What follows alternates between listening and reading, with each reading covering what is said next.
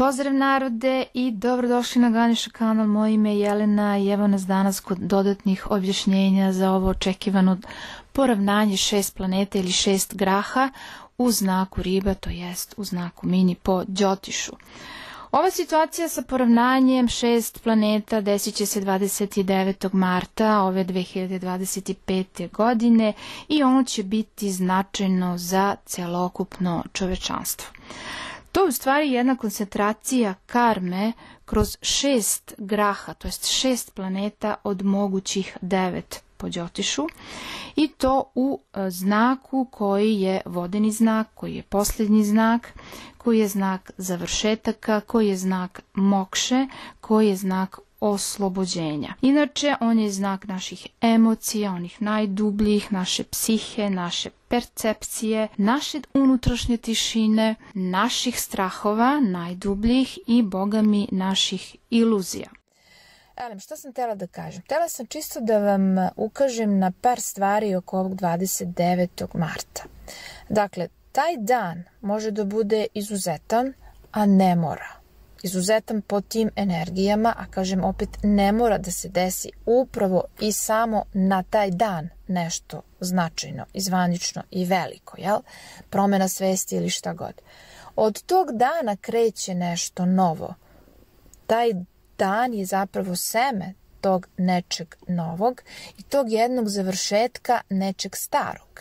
Jer je u pitanju znak koji je posljednji znak u zodijaku i u pitanju je znak koji govori o jednom duhovnom putu, duhovnoj potrazi i završetku nekog duhovnog rata. Zapravo, završetak rata odvija se na polju naše percepcije.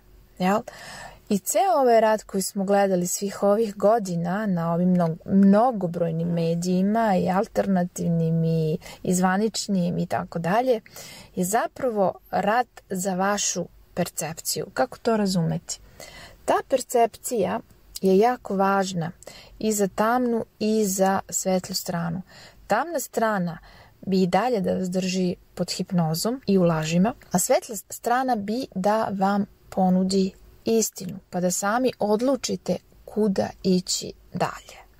U tome je poenta da shvatite da postoje dve strane koje se bore za ovu vašu percepciju i zato je taj rat duhovne prirode. Duhovne prirode u smislu borbe za vašu percepciju i za vašu potragu za istinom. Da li ćete živjeti u lažima, nastaviti da živite pod tom hipnozom, vaš je izbor.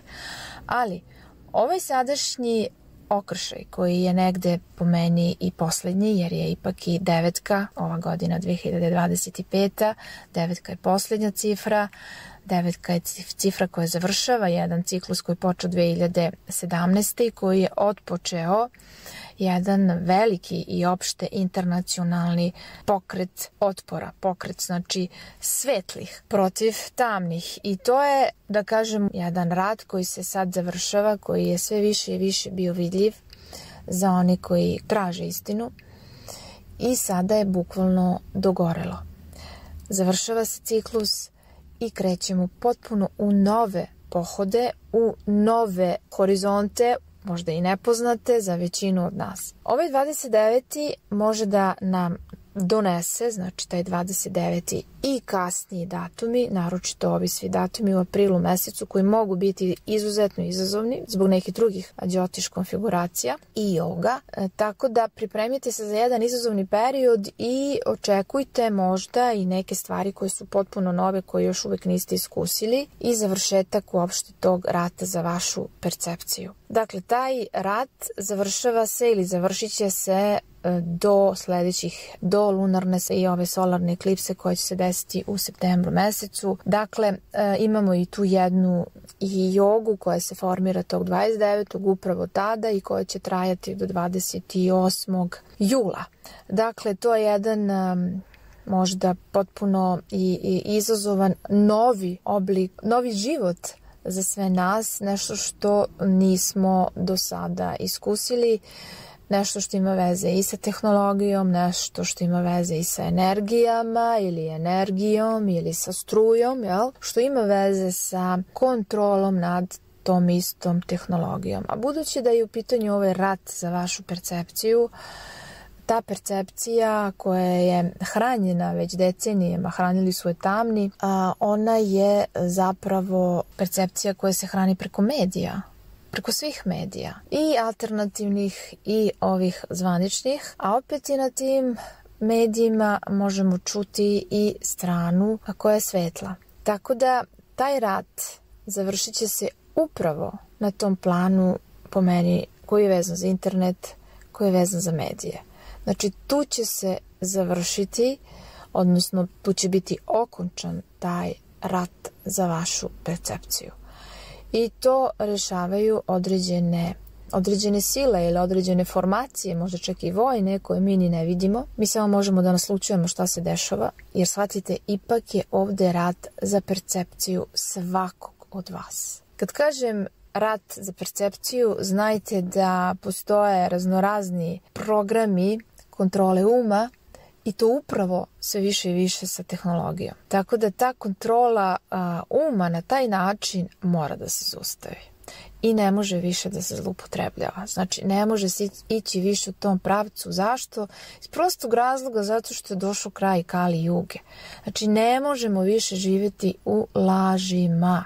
Njihov kraj je došao još 2012. godine, to su već Majanci, odnosno majanski kalendar je to već nagovestio.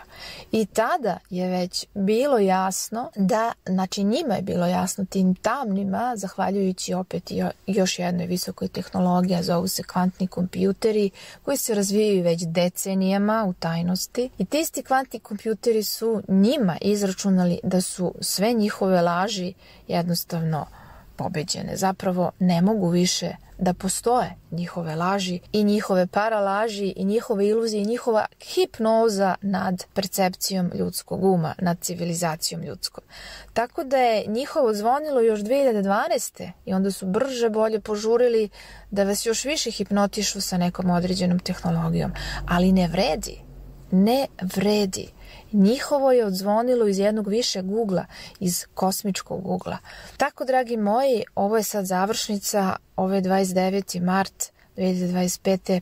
Imat ćemo jednu vrstu i neku vrstu obruča, zatvaranja i slično. Zatvaranja nemojte shvatiti u bukvalnom smislu, ali bit će jedna veoma jaka okolnost koja će nas naterati da se zaista okrenemo duhu, da se zaista okrenemo istini. Većinu nas. Oni koji nisu do sada bili informisani, oni koji do sada nisu razumeli šta se dešava, oni koji su zabijali glavu u pesak i govorili ne, ništa od ovoga nije istina, čak ni jedna ni druga strana, čak ni tamni ne postoje, ni beli ne postoje, ovo je neko ludilo, ja ću živim svoj život. Znači ti se zovu neke bele pilule, prosto žive svoje živote daleko od drugih. Imamo i one crne pilule koje ničemu ne veruju, u smislu da su verovali možda u početku nekim stvarima i promjenama, ali sada su onako pobeđeni nekim svojim defetističkim stavom, a to je da ne postoji taj neki pokret otpora koji može da pomogne da svako od nas shvati šta nam je činiti i da najzad živimo u istini. Sad, to su te neke crne pilule, da o tim plavim pilulama svesti ne pričamo, oni i dalje žive u tom svetu bajki i hipnoze, njih ima i imaće ih uvek oko nekih 30%, a kada je u pitanju ova populacija koju možemo da nazovemo crvene pilule za lilule, pa oni će najbolje u celoj ovoj priči proći zato što su spremni na to, zato što se već godinama pripremaju i zato što im istina nije strana. Eto, toliko narode, dolazi zaista do promene svesti, hteli vi to da prihvatite ili ne. Nekima će biti lako, nekima će biti teško, neki će i dalje biti u nekom svom svetu, ali znajte, izlazimo. Dakle, radujte se, ovo 2025. je kraj tog ludila u kome živimo još odavno, sigurno već decenijama, veoma intenzivno na području Balkana, Helma ili Srbije i naravno to se sve dešava u celom svetu, tako da je ovo jedna planetarna pobjeda i radujte se tome. ovo nije ništa loše, ovo je zaista put ka oslobođenju, a ovo sve što se desilo i sa studentima koje smo pominjali, koje sam i pominjala i sve ove proteste i tako dalje, oni su uradili šta je trebalo da bude urađeno, oni su podigli naciju, podigli su Srbiju, ne samo Srbiju, nego mnoge nacije su podigli.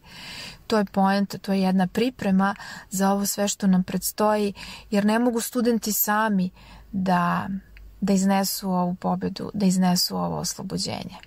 Pričala sam ja inače o ovom poravnanju tokom godišnje prognoze za 2025. godinu po Đotišu i kroz tu prognozu ja sam pričala i o fokusu, na jednoznačajnom fokusu na martu mesecu i tu sam počela isto i sa nekim analizama koje se odnose na planete koje će ući u ovo poravnanje.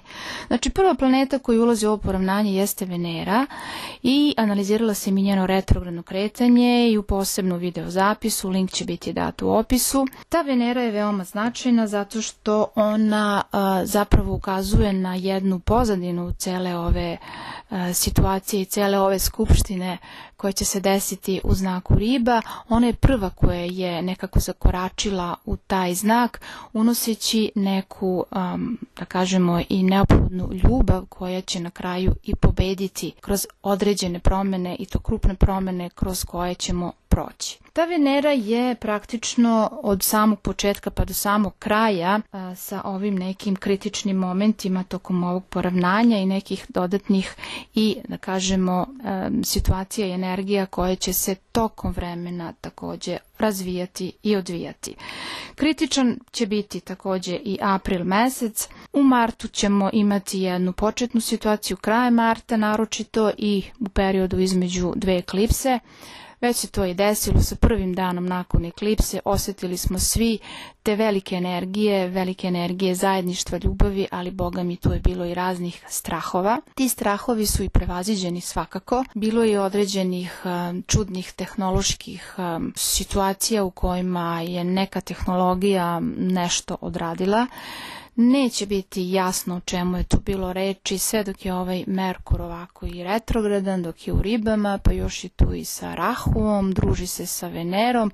Znači sve je to nekako malo pod znakom pitanja kakvo je to neko takozvano, da kažemo, oružje.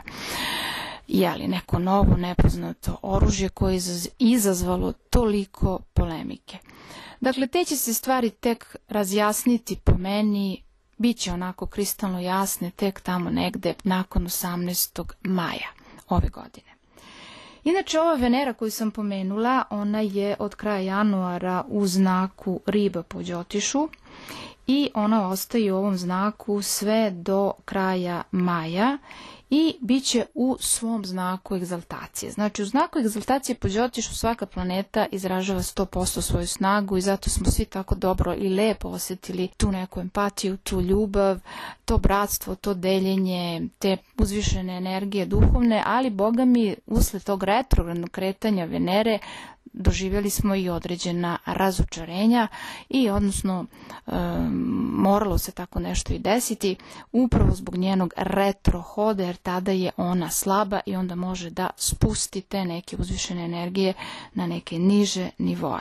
E sad, ono što ona ovdje najviše daje jeste što ona ga sa samim Jupiterom gradi jednu parivartana jogu, jer se Jupiter nalazi u njenom znaku, a ona se nalazi u Jupiterovom znaku. To se naziva parivartana joga ili izmenjena sedišta planeta. A to praktično znači da sve ono što se bude dešavalo u periodu, da kažemo, do tog 14.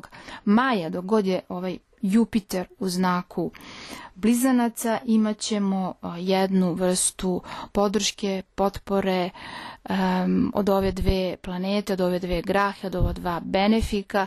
Dakle, sve što budemo prolazili u krajnjoj nekoj, u krajnjem rezultatu bit će dobro. Ova dva benefika, oni štite život. To su dva gurua koji nas nečemu ovdje uče, a to je da treba napraviti jednu veoma važnu ravnotežu između duha i materije u ovoj našoj inkarnaciji. Dakle, Venera je ta koja će tim svojim ulaskom u ribe krajem januara vratiti nekoj empatiji veliki deo sveta, duhovnim vrednostima i vrlinama, čemu materija zapravo i služi, a ne obrnuto. Tu je i ta eklipsa lunarna totalna koja se desila 14. marta, potom se desio i ovaj retrogradni Merkur odmah jedan dan nakon ove lunarne eklipse i znamo šta se sve izdešavalo tog 15. marta, da ne ulazim u detalje, slobodno pogledajte video zapise na tu temu zajedno sa retrogradnim Merkurom, a link ću ostaviti u opisu. I verovatno od tog perioda, od te lunarne eklipse i od tog retrogradnog Mehura vi osjećate, ja barem tako osjećam, a pretpostavljam i vi, da su energije nekako postale sve teže, gušće, da se nešto priprema. I to je zapravo i ova slika ovih 6 graha, ovih 6 planeta koje se pripremaju za neko veliko finale. Ovo je jedan karmički događaj, zaista bez presedana za celu planetu i završetak neke karme, završetak karme planete i početak nekog potpuno novog ciklusa. A podsjetimo se da je između ove dve eklipse, znači 14. marta je bila lunarna i evo imat ćemo i drugu eklipsu 29. marta, upravo kad je taj dan poravnanja. Taj period između te dve eklipse je zapravo i označio i period kraja Kali Juge koji se desio sa dolaskom proleća, to je 21. mart 2025. godine. Dakle, sa ovim poravnanjem ovih 6 graha, Sunce, Mesec, Rahu, retro Merkur, retro Venera i na kraju Saturn će ući tog istog dana u ovaj znak Riba ili u Minu, možemo izvući jedan onako zaključak o snazi ovog velikog poravnanja, upravo zato što imamo 6 planeta, 6 graha, imamo retrogradnost 2 planete, imamo solarnu eklipsu, imamo ulazak Saturna u znak Riba, imamo formiranje Kala Amrita joge, imamo formiranje Yukti joge koja je zapravo joga između Saturna i Rahua. Dakle, ovo je zaista slika nekog karmičkog pročišćenja svih naših i strahova i bukvalno svih naših doživljaja, psihološko, emocionalno čišćenje na svim nivoima i na tom nekom geopolitičkom. I ta neka čišćenja bit će uokvirena u jednom periodu da će sve to znači biti aktivno do 28.7.2025. godine. Dakle, ova solarna eklipsa koja će se odviti Utara, Badra, Padi, odnosno u Nakšatri, lunarnom sazvežđu, ona je pod tim uticajem Saturna. Ta solarna eklipsa, znači sunce je ovdje pomračeno samim prisustvom meseca koje će ga negde pomračiti i ta solarna eklipsa, odnosno sunce koje je pomračeno, bit će još više oslabljeno time što će Saturn ući istog tog dana u znak Riba. On će ući iz znaka Vodolije u znak Riba po Đotišu, naglašavam, znači ovo nije zapadna astrologija jer su pozicije planeta potpuno drugačije i tada će i označiti jednu veliku poteškoću za sve što ovo sunce predstavlja. Inače, samo sunce u Ribama, ono predstavlja jednu potrebu za duhovnošću, jedno da kažemo uzvišeno vođstvo na tom nekom univerzalnom nivou, međutim ono predstavlja razne autoritete. To isto sunce predstavlja sve oni koji vladaju.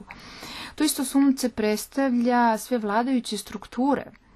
I imat ćemo možda i neku i pozitivnu priču za one vladajuće strukture koje imaju te neke pozitivne duhovne kvalitete. Ipak je Riba znak satve, pozitivnih tih ljudskih vrlina. Međutim, negativni aspekti, budući da je solarna eklipsa, budući da je u pitanju i Saturn koji vlada Nakšatrom gde se dešava eklipsa, pa još Saturn ulazi u taj znak gde se nalazi sunce, to zaista može da nagovesti velike probleme autoritetima ili problemi potencijalni mogu biti sa autoritetima.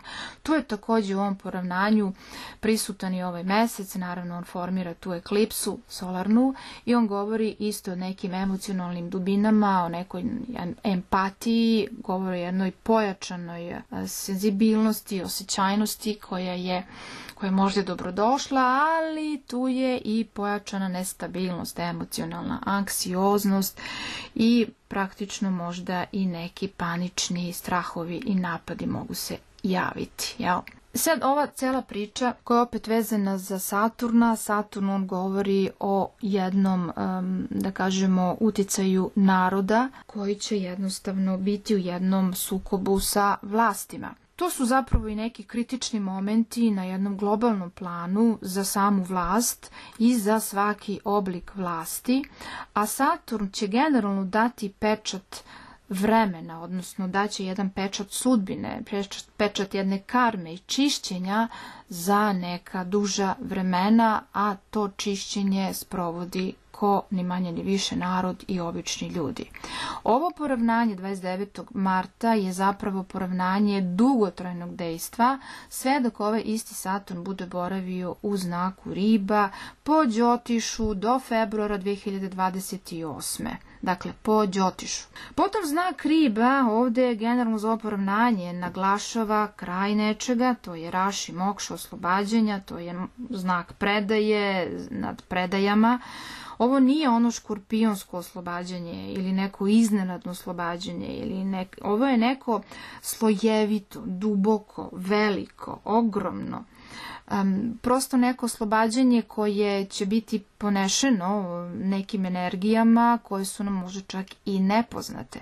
Ovo je definitivno slika nekog završetka i sve to počinje, taj završetak, ta završnica počinje 29.3.2025. Sad, šta radi ovaj Šani, šta radi ovaj Saturn kada se nađe u znaku Riba ili u Mini? Šta on zapravo traži? On traži istinu. On zahteva istinu. I u Mini i stoji istina. Sva ona istina koju čovjek treba da nauči u životu. Ali ta istina je nevidljiva, ta istina je nespoznatljiva, a ispred nosa je. Ja? I Saturn će u ovom znaku Riba doneti jednu disciplinu, doneće neku disciplinu upravo na tom planu, doneće i strpljenje, znači mora se biti strpljiv kad je u pitanju istina. Kažem, imaće ovo poravnanje jedno produženo dejstvo, prolongirano dejstvo. Dakle, šta ovaj Saturn, on to donosi, jer on je taj koji vlada vremenom, on je taj koji će od nas zahtevati jedno veliko strpljenje, ali može nam doneti i određene prepreke, može doneti neka odlaganja, može doneti neke karmičke izazove, sve zavisi kako ovaj Saturn deluje kroz vašu natalnu kartu, a o tome će biti reči u nekoj narednoj objavi koja će biti skora, znači bit će priče o ovom Saturnu u Ribama i bit će priče o satima u nekoj budućnosti za sve podznake, odnosno za svaki mesec. Zato je važno da znate gde se nalazi vaš mesec po Đotišu.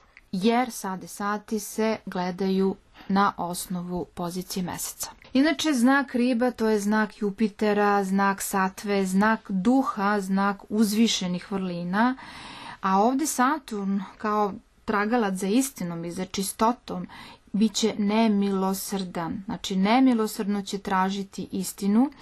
Ko traži istinu, znači simbolika tog Saturna je narod. I na jedan način koji je zapravo možda način u nekim slučajevima i sudbinski, karmički.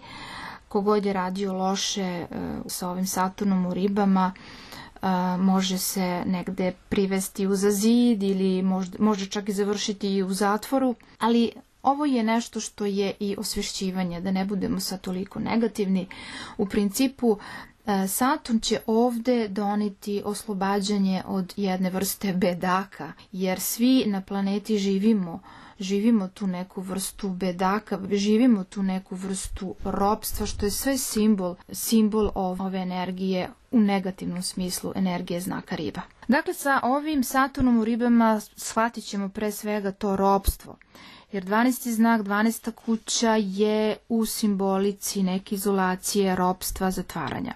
Saturn će nam pokazati obruče i okvire tog našeg ropstva, kakve su to sve strukture korišćene da nas porobe. Saturn je forma, Saturn je i granica. Dakle, bit ćemo i navedeni da idemo izvan granica nekih naših snaga i nekih naših energija i emocija i tako dalje. Ići ćemo i iznad nekih vidljivih granica, jer ipak je Saturn taj koji čuva te granice između vidljivog i nevidljivog. On je i posljednja graha koja se vidi golim okom i u Đotišu je nebitno analizirati i posmatrati astrološki šta rade nevidljive planete, znači nevidljive golim okom kao što su Uran, Neptun i Pluton, da ne govorimo o asteroidima, jer zapravo Đotiš sam po sebi predstavlja vid. Dakle, Đotiš je vid, Đotiš predstavlja oči Veda i to naše oko ne vidi, to nema uticaja na našu karmu, nema uticaja na našu sudbinu. Dakle, oči su najjače ljudsko čulo, jer kroz oči izvire duša, kroz oči ulazi svetlost, kroz oči izlazi svetlost, to jest kroz oči odlazi duša. Oči su zaista ogledalo duše, oči su ogledalo zdravlja, oči su ogledalo života i kao čulo vida oči zapravo predstavljaju najjače čulo.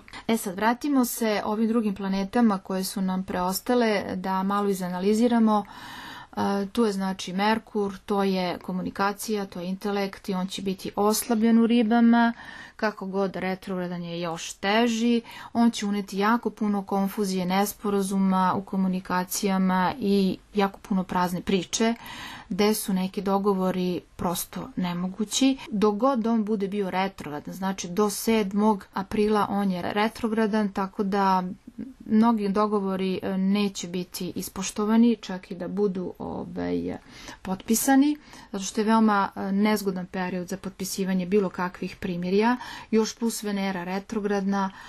Takođe ona tu naglašava nemojte preterano idealizovati ni jednu situaciju koja je ispred vas, pa ni određene mirovne sporazume, jer su moguće tenzije budući da imamo Saturna i Rahu u kombinaciji u aprilu mesecu. Rahu koji je ovde prisutan, koji će napraviti mnogo konfuzije, mnogo zabluda, koji će doneti čak neke nepredviđene događaje, eksplozivne događaje, zajedno sa Saturnom on može doneti puno tenzije na geopolitičkoj sceni. Dakle, ovo može biti i upotreba neke tajne tehnologije ili borba za samu tehnologiju, borba uopšte ko će njome da vlada, ko će nju da kontroliše. U pitanju je veštačka inteligencija i razni oblici tehnologije koji mogu biti zloupotrebljavani u ovom periodu. Znači, ovdje je moguća zloupotreba tehnologije, boga mi u aprilu mesecu to može biti zaista dosta da kažemo, moguće. S druge strane, ovdje će neke određene iluzije koje su možda gajene tokom proteklog veka najviše, ili najmanje tokom proteklih 50 godina biti obelodanjene. Znači, to su stvari koje su vezane za sve što se dešava trenutno i u Americi i oko ove situacije vezane za Kennedyja, za njegovo ubistvo, također vezano za raznorazne nuklearne programe ili nuklearno oružje. Pitanje je koliko je to nuklearno oružje zaista toliko razorno. Tu će možda nastati neko veliko buđenje na tu temu, pošto sam u nekom posljednjem vremenu, u nekih posljednjih par meseci došlo do određenih informacija oko tog nuklearnog oružja koje možda i nije toliko razorno koliko nam to oružje prikazuju, možda čak i ne postoji, možda je to bio jedan njihov glavni adut da nas drže u strahu, da nas drže u svim ovim podelama u kojima živimo već nekoliko da kažemo decenija, živjeli smo mi i više u tim podelama i ranije i kroz mnoge vekove, ali u proteklom veku, 20. veku i u ovim prvim decenijama 21. veka zaista živimo u sve većim, jačim i gorim podelama na svim nivoima. Međutim, tome je došao kraj. Podsjetimo se, Kali Juga je završila svoj rok upotrebe. A sad vratimo se ovoj Kala Amriti jogi koja se formira upravo 29. marta 2025. i koja će trajati do 28. jula 2025. Ona će znači biti tu na snazi, ona će biti ta koja će nas i osloboditi od nekih brojnih programa i od karme i od onoga što se nakupilo, krilo, potiskivalo, negiralo. Moram vam reći da Kala Amrita joga ipak nije jednostavna, ona u stvari ovdje predstavlja jednu vrstu iluzije od koje se treba osloboditi, ali da bi vidjeli tu iluziju prvo je moramo vidjeti kolika je. Ona će zapravo biti, znači odnosit će se najviše na raznorazne laži i manipulacije, na raznorazne zločine nad ljudima, ženama, decom, na raznorazne političke strukture, mafijaške mafinacije i tako dalje. Ovdje će se zlo razotkriti i samo kroz razotkrivanje zla i njihovih nedela, tih tamnih sila, možemo to samo zlo i ukrotiti i pobediti i na kraju, eto, kao što je i uradio sveti arhanđel Mihajlo ili kao što Đorđe ubija Aždahu, ovdje je došlo vreme da se te stvari negde zaista i vide i da se obračunamo sa tim zlom. Dakle, ovo je rad na našim unutrašnjim demonima, ovo nije samo na globalnom planu, jer taj globalni plan i mi činimo, svaki pojedinac čini taj globalni plan, mi smo deo tog globalnog plana. Znači, nemojte sami sebi oduzimati ni pravo, ni odgovornost, ni slobodu time što nekome drugome prebacujete nešto što je zapravo vaše mesto, vaš udeo, vaša sudbina, vaša karma i vaša dharma. Pazite, s ovim 29. martom, znači od tog datuma kreće to čišćenje karmičko sa tim nekim produženim dejstvom, znači ne mora ništa da se desi baš na taj dan, ali je moguće da ovdje neka patriotska vojska, neka svetla vojska ima pune ruke posla i oni koji su negde donekle, da kažemo, i probuđeni što se tiče informacija i šta se dešava iza kulisa, koji koliko toliko razumeju ili osjećaju da nešto nije u redu, za njih će ove promjene biti manje teške, za njih će ove promjene, čak oni koji imaju mnogo informacija, bit će prosto jednostavno i olakšanje, jer će reći jao najzad desilo se, jao najzad ovo se dešava, jao najzad istina izlazi na videlo. Dakle, oni koji su zabijali glavu u pesak ili koji su, najgore rečeno, negirali sve ovo što se dešava, naročito oni koji ne vide zapravo izlaz za čovečanstvo, koji vide samo crno, tek će njima možda biti onako, da kažem, i možda i najteže, jer oni neće u stvari biti spremni na određenu vrstu sagledavanja, na određenu vrstu te neke nove percepcije. I oni koji budu loše podnosili promjene, njima će trebati pomoć i ne libite se da im pomognete. Mislim, to je moj savjet, znači treba biti otvoren za druge ljude bez obzira što oni nisu vidjeli, možda se ljudi jednostavno i pokaju i kako god treba ipak pružiti ruku, treba biti saosećajan. Dakle, neki od nas, među nama, mogu biti i u haosu, u šoku, mogu biti čak i u nekom psihološkom problemu i naravno tu zaista treba pomoći, jer ipak ovo je znak riba koji može mnogo toga da uzburka. Ipak su to okeanske vode, kako s polja, tako i iznutra. Dakle, mogući su poremećaji, ogromni strahovi koji će se probuditi, strahovi od raznoraznih nemani, znanih i neznanih. Ovo je slika i nekog mogućeg i ubistva, znači ovo je 29. mart, on je isto tu i sa ovom eklipsom, prisutan. Sa tim poravnanjem imamo ovu eklipsu, znači moguće da se desi i neko stradanje, fizičko stradanje nekih predsjednika ili nekog predsjednika. I ovo je slika i nekih masovnih hapšenja i zatvaranja nekih lidera i svih onih koji se nalaze na vlasti, a ta vlast nije bila u službi naroda. Jer ipak treba se podsjetiti gde se dešava eklipsa ova solarna, dešava se upravo u Uttara Bhadrapadi kojom vlada Saturn. Saturn je narod, znači došao je narod po svoje. Došao je i skinut će se mnogi političari.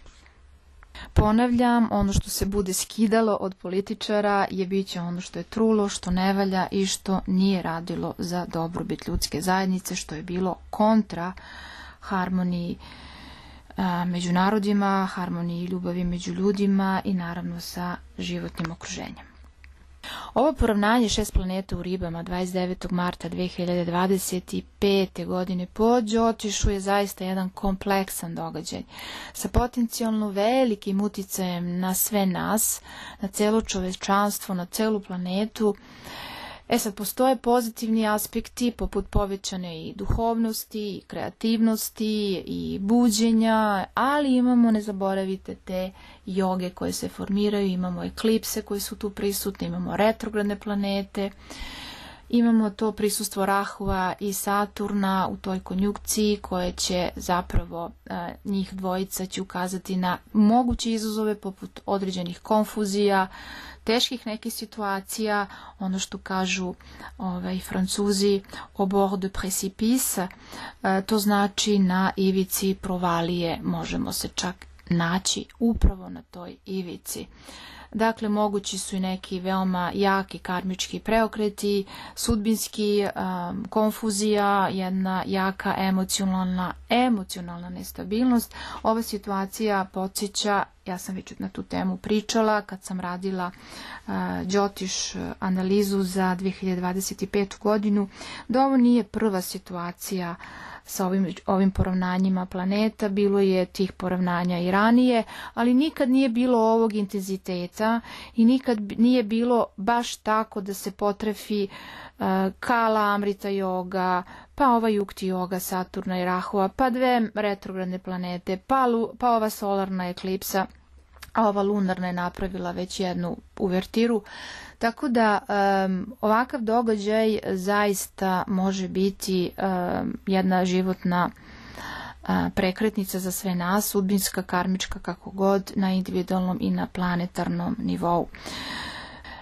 Ali za nas je značajno da shvatimo da trebamo biti i oprezni, da imamo jednu posebnu pažnju, jedan poseban fokus na neke naše duhovne prakse, šta god to bilo, i na jednu emocionalnu ravnotežu i treba jednostavno uskladiti te naše emocionalne dubine, širine i neko naše praktično delovanje i ne zaboravite jedan pozitivan uticaj te Jupiterove pozicije u biku i Venerine pozicije u ribama i tu parivartanu jogu koja u pozadini zaista štiti ovu planetu i sve nas. Tako, dragi moji, zajedno ujedinjeni u bratstvu, u lepim energijama, u ljubavi, u empatiji i saosećanju izlazimo iz ovog mraka u kome smo živeli nekoliko stotina godina. Ljubim vas sve i svako dobro, vaša Jelena.